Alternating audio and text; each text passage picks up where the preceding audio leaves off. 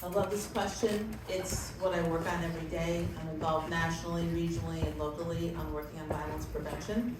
And more importantly, or maybe as importantly, I've also honed those skills in my household. And one of the things I've learned about kids is consistency.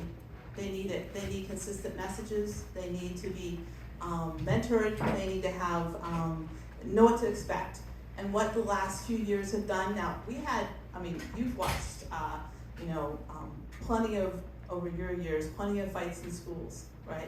But right now, it feels like we're a little bit in a more difficult situation. Though, I will say recent data I've seen in our district is that what the district is doing seems to be working fairly well. There are still problems, there are still issues, but compared to where we were last year, we've come a long ways. So, but how to answer this? Let me just say that I'm ready to dig in.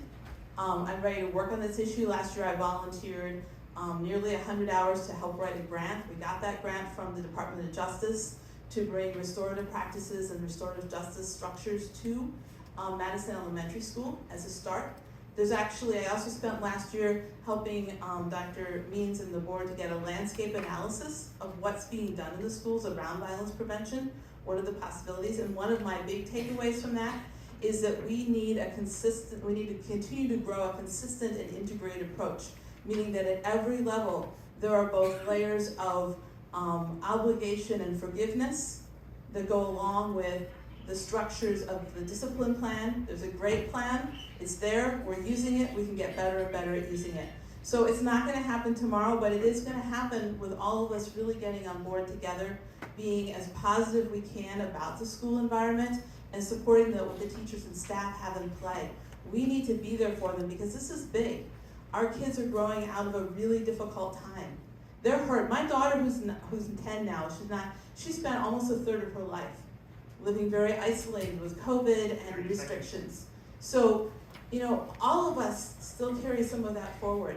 Our kids really carry it forward. That's not the only reason things are happening in the schools this way, but we definitely have to take that into the larger systems analysis.